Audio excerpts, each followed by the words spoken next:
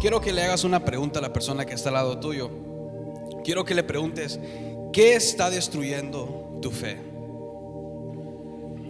Quiero que nos enfoquemos en el primer libro de Corintios, capítulo 16, versículo 13. Quiero compartir una palabra brevemente. Espero que pueda bendecir tu vida, así como ha bendecido la vida mía. Primera de Corintios, capítulo 16, versículo 13. Voy a estar leyendo la Nueva Traducción Viviente y dice: estén alerta, permanezcan firmes en la fe, sean valientes y sean fuertes. Todos juntos vamos a leer esa última parte: sean valientes y sean fuertes. Dile a la persona que está al lado tuyo: sé fuerte, sé valiente.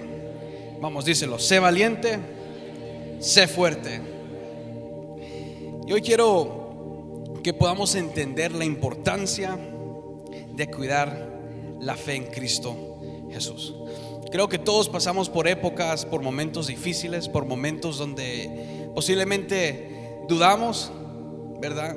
Pasamos por momentos difíciles, momentos donde no vemos la mano de Dios que se comienza a obrar en nuestra vida. Y hoy quiero hablarte acerca de 3 cosas que destruyen nuestra fe. Di conmigo: la primera cosa que destruye nuestra fe. Di conmigo: la ausencia de Dios.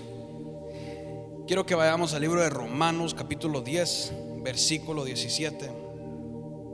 Dice: así que la fe es por el oír, y el oír por la palabra de Dios.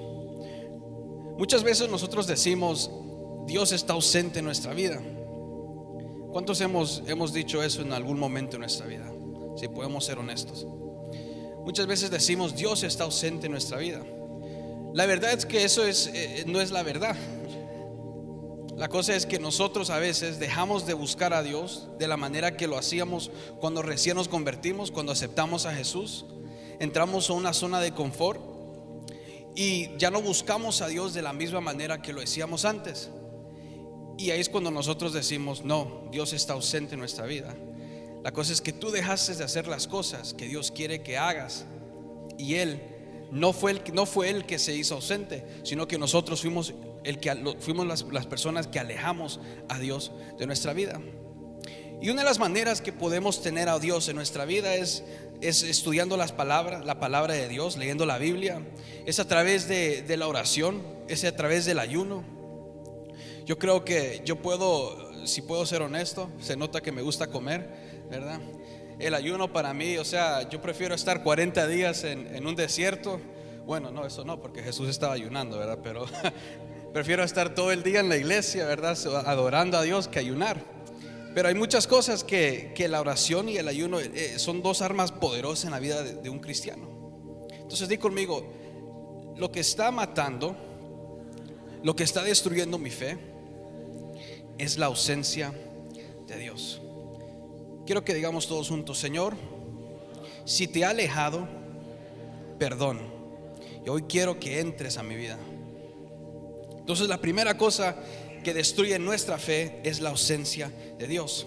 No oramos, no ayunamos, no servimos a Dios como lo hacíamos al principio. Y como les dije hace unos minutos, la ausencia de Dios no significa que Dios se fue de nuestras vidas, porque Él quiso.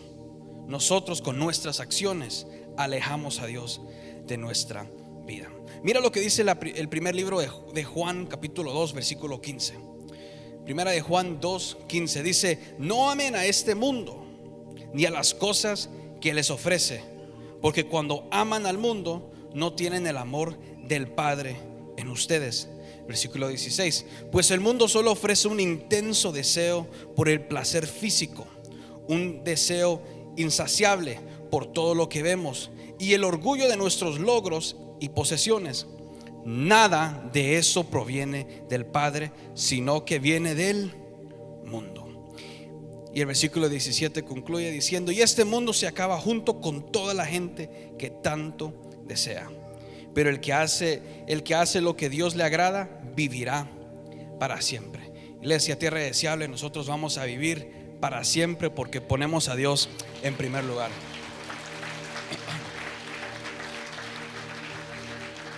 Ahora di conmigo lo segundo. Lo segundo, la segunda cosa que destruye nuestra fe, di conmigo, es la duda. Di conmigo, la duda. Más fuerte, la duda. La duda, la duda se define como estar indeciso, ¿verdad?, acerca de algo. No sé cómo se dice en español. Skeptical, alguien si me puede ayudar. Escéptico, gracias, ¿verdad? Es cuando es estar indeciso, es escéptico acerca de algo, es tendiendo no a creer. La duda significa ser temeroso, aprensivo o sospechoso. Y aquí yo escribí una nota personal que es: tener fe significa que pueden haber dudas, pero dudar en Dios, sino que dudar de cómo Dios puede hacer su obra enfrente de nosotros, o porque no hemos visto a Dios obrar de una cierta manera en la cual nosotros pensábamos. Y quiero que vayamos todos juntos al Evangelio de Mateo, capítulo 14, versículo 22. Creo que es un pasaje que hemos leído todos. Mateo capítulo 14, versículo 22. Dice: inmediatamente después Jesús insistió en que los discípulos regresaran a la barca y cruzaran al otro lado del lago mientras él enviaba a la gente a casa. Después de despedir a la gente, subió a las colinas para orar a solas. Mientras estaba ahí solo, cayó la noche. Mientras tanto, los discípulos se encontraban en problemas lejos de tierra firme, ya que se había levantado un fuerte viento y luchaban contra grandes olas. Versículo 25 dice: y a eso de las 3 de la madrugada, Jesús se acercó a ellos caminando sobre el agua. Cuando los discípulos lo vieron caminar sobre el agua, quedaron aterrados, llenos de miedo, y clamaron: un fantasma. Pero Jesús les habló de inmediato. No tengan miedo, dijo, tengan ánimo, yo estoy aquí. Entonces Pedro lo llamó: Señor, si realmente eres tú, ordéname que vaya hacia ti caminando sobre el agua. Entonces Jesús le contestó y dijo: sí, ven. Entonces Pedro se bajó por el costado de la barca y caminó sobre el agua hacia Jesús. Versículo 30 dice: pero cuando vio el fuerte viento y las olas, se aterrorizó y comenzó a hundirse. Y comenzó a exclamar: sálvame, Señor. De inmediato Jesús extendió la mano y lo agarró y le dijo: tienes tan poca fe, le dijo Jesús, ¿por qué dudaste de mí? Cuando subieron de nuevo a la barca, el viento se detuvo. Entonces los discípulos lo adoraron y dijeron: de verdad eres el Hijo de Dios. No sé si a ustedes les ha pasado que muchas veces nuestras familiares y las personas que están más cerca a nosotros son los que menos creen en nosotros. Los discípulos habían visto tantos milagros, habían visto a Jesús hacer tantas cosas. ¿Y cómo es que Pedro dudó de Jesús?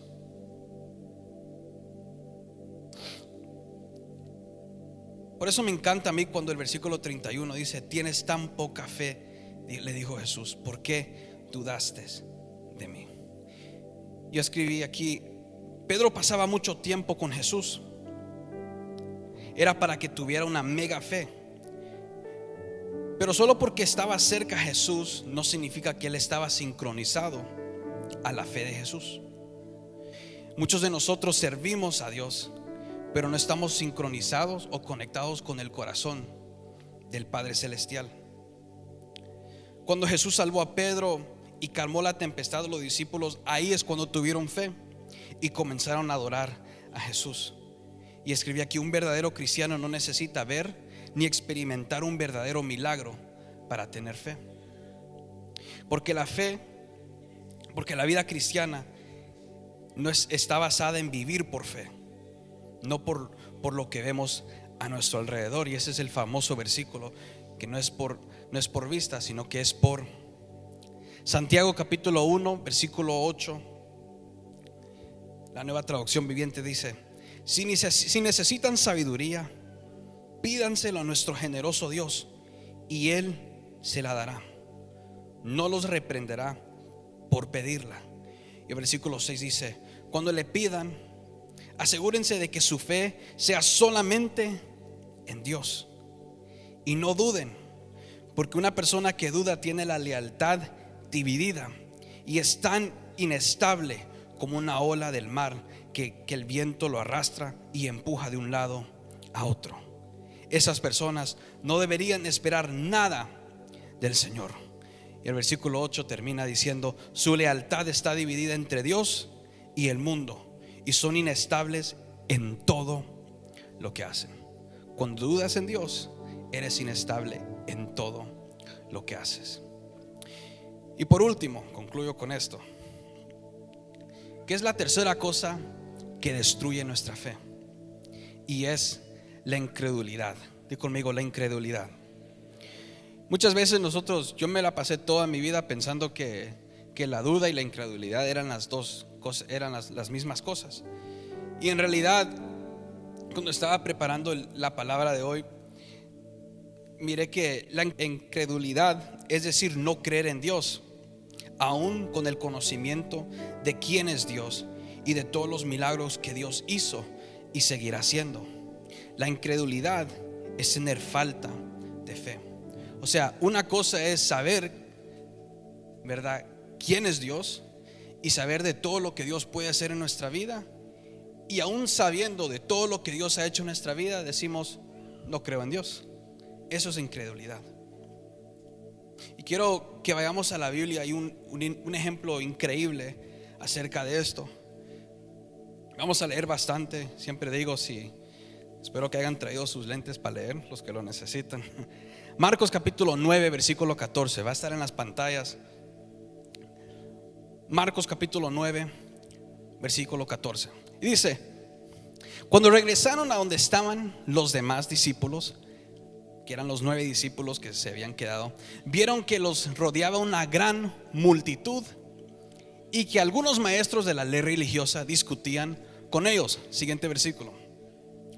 Cuando la multitud vio a Jesús, todos se llenaron de asombro y corrieron a saludarlo. Versículo 16. ¿Sobre qué discuten?, preguntó Jesús.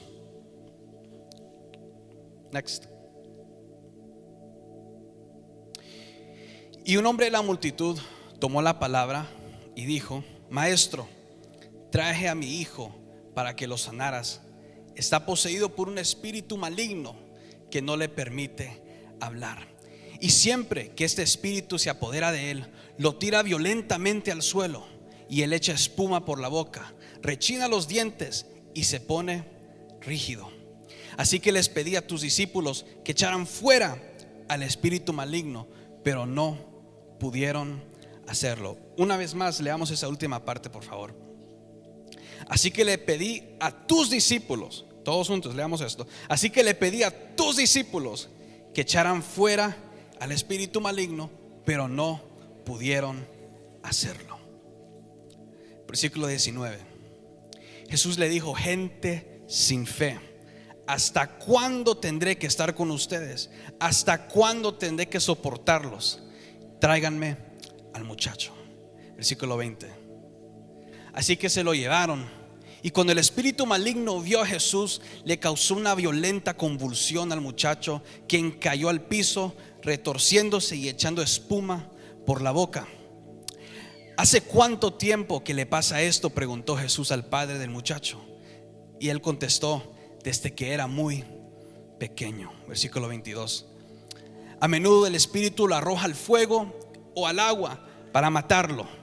Por favor, dijo, ten misericordia de nosotros y ayúdanos si puedes. Versículo 23. ¿Cómo que si puedo?, preguntó Jesús.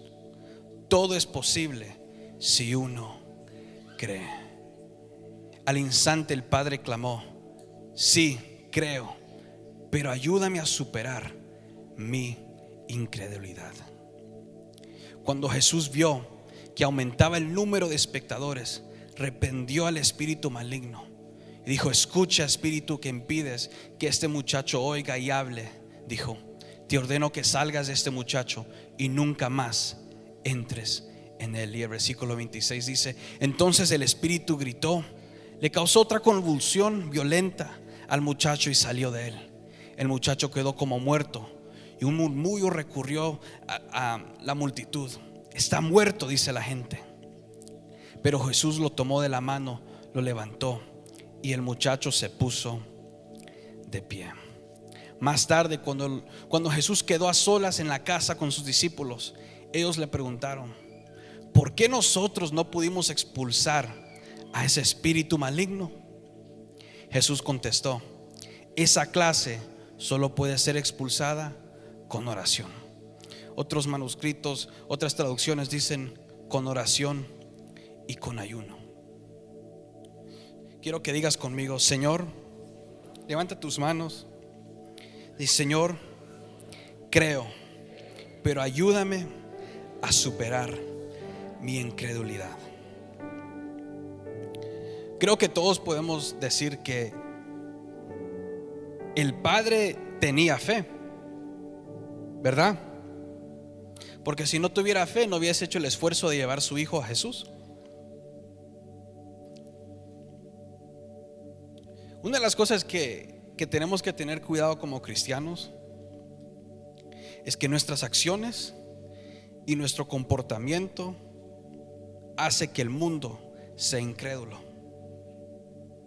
La manera que tú te comportes como persona, o sea, no solo es Dios que te está viendo, sino que hay miles de ojos, cientos de ojos que te están mirando. El Padre llevó al Hijo, a Jesús. Jesús estaba en el monte con Pedro, con Juan y con Santiago, y dejó a los 3 discípulos, a los 9 discípulos, ¿verdad? Que pues oraran por las personas. Y también les digo, Jesús ya les había dado la autoridad a esos discípulos para sanar enfermos, para levantar paralíticos, para expulsar a espíritus malignos. O sea, ellos no es que era su primera vez con eso, ¿verdad? Ellos ya tenían la experiencia. Pero aquí es donde llegamos al primer punto: la ausencia de Dios. Posiblemente ellos llegaron a una zona donde se sentían tan they were too confident. Se habían confiado, ¿verdad? Se habían dormido. Pensaban que no, yo soy el apóstol, ¿verdad? El apóstol tal, y yo no necesito buscar de Dios como lo hacía antes. Ya no necesito, o sea, ahora yo me imagino, ¿verdad? Quiero especular que estaban con Jesús y muchas veces, en vez de estar callados y escuchar lo que Jesús estaba hablando, ellos decían: sí, pero yo creo que el profeta Isaías quería decir eso también. O sea, se ponían a creerse que estaban al mismo nivel de Jesús. Y lo más increíble es que aún Jesús, siendo Dios en cuerpo de hombre, siempre sacaba tiempo de su día para orar y para buscar al Padre. Y es por eso que en cada momento Él hacía un milagro. Y aquí me imagino que ellos ya habían expulsado demonios. Yo me imagino que ellos ya habían hecho, ya los habían llamado a una consejería, ¿verdad? Para tratar con una persona que estaba poseída por un espíritu, una persona que estaba enferma, una persona que necesitaba un milagro. Pero qué raro que no lo pudieron hacer. Y vamos a lo mismo. Tú puedes estar cerca de Jesús, pero no significa que estás sincronizado con Jesús. Tú puedes decir: yo tengo fe, pero la manera en la cual tú vives, tu búsqueda de Dios, en inglés decimos it says the opposite. Entonces aquí vemos que el Padre fue hacia los discípulos con fe. Él hizo el esfuerzo para traerle a Jesús, porque sabía que Jesús lo podía sanar. Pero debido a que los discípulos estaban demasiado confiados, no pudieron liberar al niño que estaba poseído por un espíritu inmundo. Y es por eso que Jesús le dice: esa clase solo se puede expulsar con oración y con ayuno. 2 claves importantes para buscar a Dios. Y aquí escribe: muchas veces el mundo tiene un mal concepto de nosotros como cristianos, porque le hemos demostrado a ellos nuestro lado incrédulo. Y me atrevo a decir que el Padre posiblemente dudaba de que Jesús hiciera el milagro, pero fue la falta de carácter de los 9 discípulos que fue lo que hizo que el Padre bajara a un nivel de incredulidad. El mundo posiblemente ya duda, Pero nuestro comportamiento como cristianos hace que ellos bajen de dudar a ser incrédulos. Y escribí aquí: cuando tienes mucha fe, demuestras que estás sincronizado con Dios. Mucha fe equivale a muchos milagros, y poca fe equivale a incredulidad. La duda y la incredulidad son grandes enemigos de la fe. Son negativas y son completamente contrarias a la fe. Muchos hombres y mujeres de la Biblia, los héroes de la Biblia, dudaron en Dios muchas veces, pero siempre tenían su confianza en Él. Y es por eso que podemos ver en la Biblia, en las Escrituras, cómo Dios hacía maravillas. ¿Qué es lo que tenemos que hacer? Tenemos que recordar que en cuanto más fuerte sea nuestra fe, menos dudas y incredulidad van a aparecer en nuestras vidas. La clave aquí, si no me entendiste nada, es que tenemos que alimentar nuestra fe buscando más de Dios. Hebreos capítulo 12, versículo 2 dice: puesto los ojos en Jesús, el autor y consumador de la fe, el cual por el gozo puesto delante de él sufrió la cruz, menospreciando el oprobio, y se sentó a la diestra del trono de Dios. Puedes ponerte sobre tus pies.